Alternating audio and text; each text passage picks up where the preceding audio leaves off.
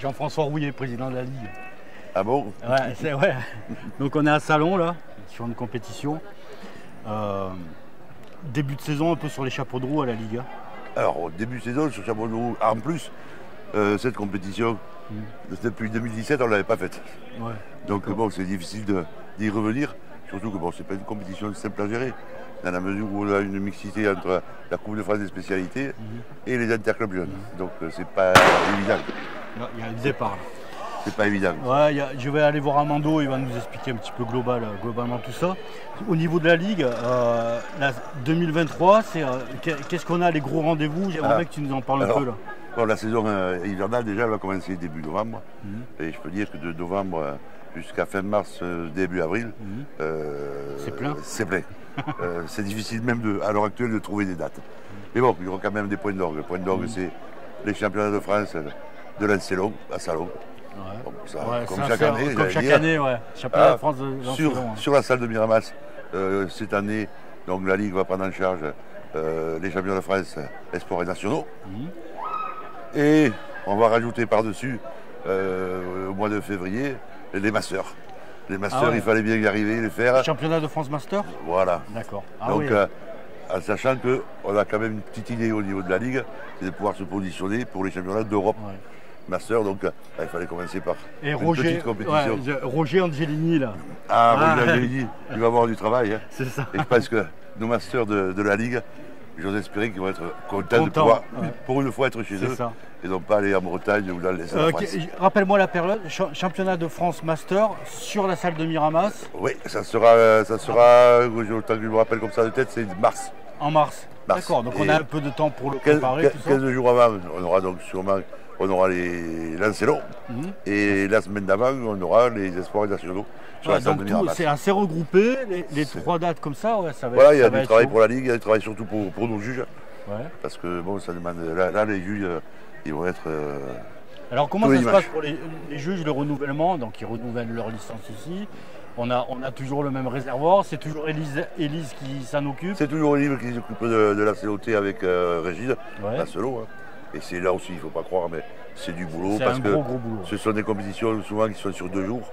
Il y a des réservations d'hôtels, il y a des repas. Chaque compétition, c'est 70-80 juges. Pas évident à gérer. Mais bon, on y arrive chaque année. Là, on a les grands rendez-vous, mais moi, je peux vous dire que depuis septembre, fin août, il y avait le stage à Ancel. On a eu le championnat régional à Nice de 5 km. On a eu qui comptait pour la demi-finale. Et la demi-finale du championnat de France. J'ai oublié la demi-finale. Là, demain, il y a les assises pour les cadets au Crêpes de Boulouris. Et puis bon, ça continue. On enchaîne. Voilà. Bon, ben, tant mieux, il y a du boulot comme ça. Voilà, mais il y a de quoi faire. Non, mais et on est là pour les athlètes. Et on est là pour les athlètes. Ils vont se faire plaisir, encore une année. Bon, merci Jean-François, merci pour ta dispo et à très vite. Allez, merci Yves. Bonjour Amando. Bonjour. Amando, j'aime bien Amando. À chaque fois que je suis sur une compétition, je vais le voir. Comme ça, il m'explique comment ça fonctionne. Parce que moi, j'ai du mal. Je peux vous dire que j'ai du mal. Donc, Amando, c'est quoi ton statut ici là? Aujourd'hui, je suis juge-arbitre de ces interclubs jeunes. Pour la partie des concours, il y a mon autre collègue Jean-François Frilet qui s'occupe des courses. D'accord. Ah, vous avez séparé la part en deux. D'accord. Alors, qu'est-ce que je peux en avoir comme lecture? Moi, je vois, il y a toutes les catégories, les concours, il y a de la marche athlétique. Je comprends que c'est un petit peu compliqué. En fait, il y a 2 compétitions qui se chevauchent un peu. La première, ce sont les interclubs jeunes, ça veut dire moins de 23 ans. Rien à voir avec les interclubs qu'on a eu à Nice, qu'on a fait. C'est le même principe. C'est le même principe. C'est le même principe à ceci près que les interclubs des grands, il y a 2 athlètes par épreuve. Ouais. 2 filles, 2 garçons. Et là, il y a un athlète par épreuve. Il y a un garçon, une fille par épreuve. C'est à peu près les mêmes épreuves.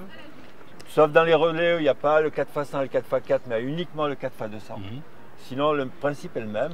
Le principe des pénalités si on n'a pas toute l'équipe, le principe, c'est la même chose.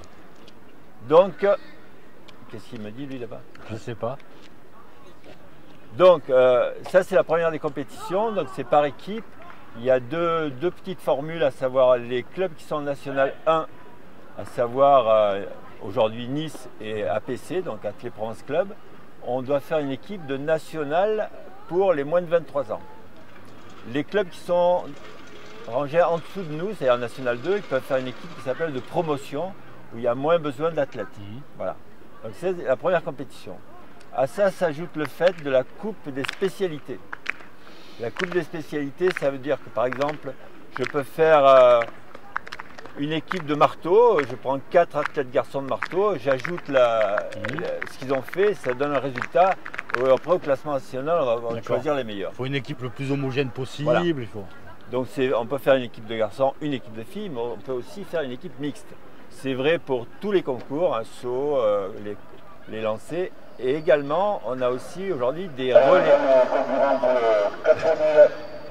Les relais, à savoir les relais traditionnels 4x100 et 4x400. Et là aussi, on a le droit de faire courir des cadettes avec des cadettes avec des plus grands, etc.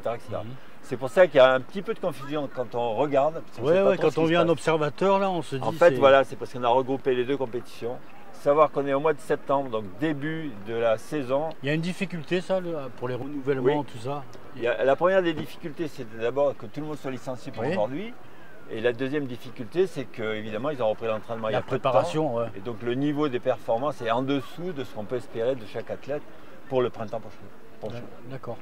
Bon, et ça regroupe... Du coup, ça regroupe combien d'athlètes, là, environ?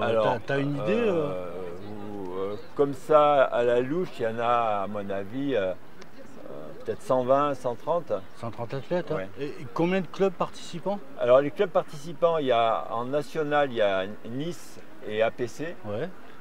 Et après, en promotion, il y a Martigues. Il y a une deuxième équipe de Nice. Ils font beaucoup de bruit autour de moi. Draguignan, il y a Draguignan, voilà, il y a quelques clubs qui... Ça leur permet de lancer leur saison avec des jeunes. C'est ça. Ouais. C'est ça.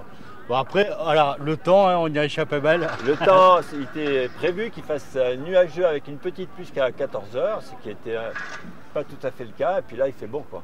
Là, il fait bon, ouais. Un peu nuageux, mais c'est très bien pour l'athlète. Bon, très bien.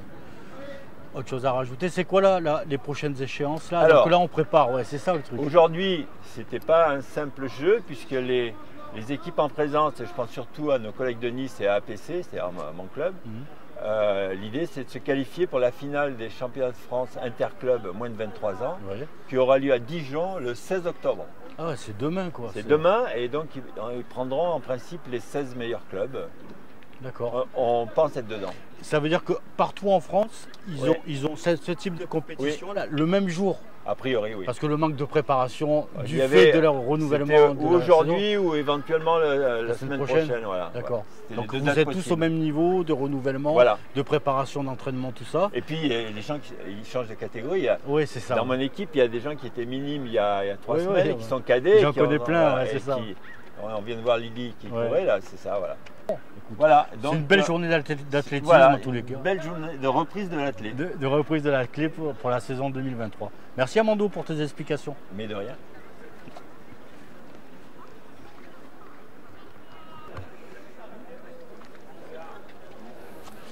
Bonjour les amis, John, vous le connaissez, hein, vous l'avez vu la dernière fois qu'on s'est vu, c'est au minime coupe de France. À Angers. À Angers. Ouais. Spécialisé avec Janine et John, c'est un peu la paire qui sont spécialisés dans notre région sur la marche nordique. Marche athlétique. Sur la marche athlétique. Et là, tu as eu des épreuves de marche athlétique. Tout à fait, marche athlétique avec aujourd'hui 2 critères de sélection qui étaient à la fois une compétition de rentrée avec l'objectif de qualifier une équipe à la Coupe de France des Coupe de France des relais qui aura lieu à Blois le 6 et 7 octobre prochain. Et le deuxième objectif, c'est de se qualifier avec l'équipe interclub jeune, donc avec toutes les disciplines, pour la finale à Dijon qui aura lieu le 15 et 16 octobre prochain. Bon, merci John, à très vite. À très vite, merci Merci beaucoup.